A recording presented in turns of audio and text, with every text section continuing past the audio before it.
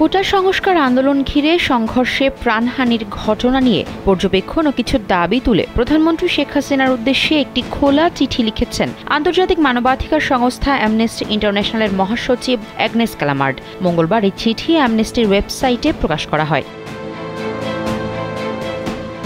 চিঠির শুরুতে ক্যালামার্ড লিখেছেন, বাংলাদেশে কোটা সংস্কার আন্দোলনে সাম্প্রতিক সহিংস দমনাভিযানের বিষয়ে গভীর উদ্বেগ নিয়ে তিনি এই চিঠি প্রধানমন্ত্রীকে লিখছেন। সহিংসতা বন্ধ, ন্যায় বিচার নিশ্চিত করা এবং বিক্ষোভের সময় 200 জনের বেশি মানুষের মৃত্যুর জন্য জবাবদিহি নিশ্চিত করতে জরুরি ও দৃঢ় পদক্ষেপ গ্রহণের জন্য প্রধানমন্ত্রী শেখ হাসিনার প্রতি আহ্বান জানান তিনি। আর নয় সৌন্দর্য নিয়ে চিন্তা, এবার নিজেকে সুন্দর করে তুলুন স্টাইল ম্যানিয়াক্সের সাথে। চিঠিতে ক্যালামার্ড লিখেছেন, বাংলাদেশের স্বরাষ্ট্রমন্ত্রী গত 28 জুলাই এক সংবাদ ব্রিফিংয়ে বলেছেন যে সহিংসতায় 147 জন নিহত হয়েছে। এটা বাংলাদেশের ইতিহাসের সবচেয়ে প্রাণঘাতী বিক্ষোভ দমনাভিযানের অন্যতম হয়ে উঠেছে বলেও দাবি করেন তিনি। ক্যালামার্ড বলেছেন, অ্যামনেস্টি ইন্টারন্যাশনাল গত 10 দিনে বিক্ষোভ নিয়ন্ত্রণের ক্ষেত্রে মানবাধিকার লঙ্ঘনের ঘটনা পর্যবেক্ষণ ও তথ্য উপাত্ত সংরক্ষণ করেছে। পৃথক দুটি ঘটনায় অ্যামনেস্টি ইন্টারন্যাশনাল তথ্য উপাত্ত যাচাই করেছে যাতে 6 দিনে যোগাযোগ বিধিনিষেধ চলাকালে বিক্ষোভকারী শিক্ষার্থীদের ওপর আইন বহির্ভূতভাবে প্রাণঘাতী ও কম প্রাণঘাতী অস্ত্রের ব্যবহারের বিষয় নিশ্চিত হয়েছে।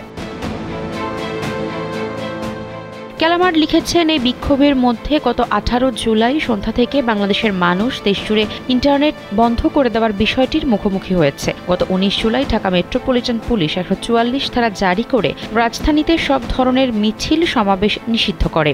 দেশজুড়ে ইন্টারনেট বন্ধ, কারফিউ জারি, ঢাকায় সব ধরনের বিক্ষোভের ওপর নিষেধাজ্ঞা, মত প্রকাশের স্বাধীনতা ও শান্তিপূর্ণ সমাবেশের ওপর নজিরবিহীন দমন হিসেবে চিহ্নিত হয়ে থাকবে বলে চিঠিতে জানিয়েছেন ক্যালামার্ড। এ ধরনের বিধিনিষেধ নাগরিক ও রাজনৈতিক অধিকার বিষয়ক আন্তর্জাতিক সনদ অনুসমর্থনকারী দেশ হিসেবে বাংলাদেশের যে বাধ্যবাধকতা রয়েছে তার লঙ্ঘন বলেও মনে করছেন তিনি।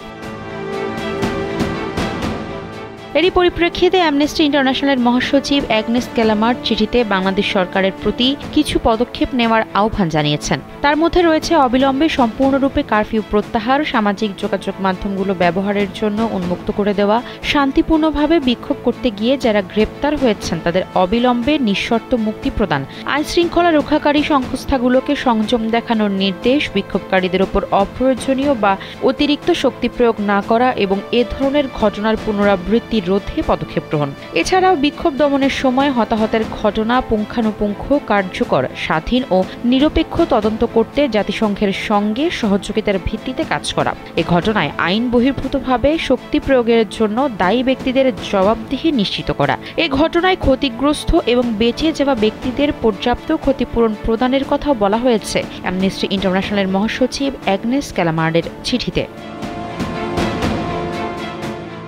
সারা নাজ, কালবেলা।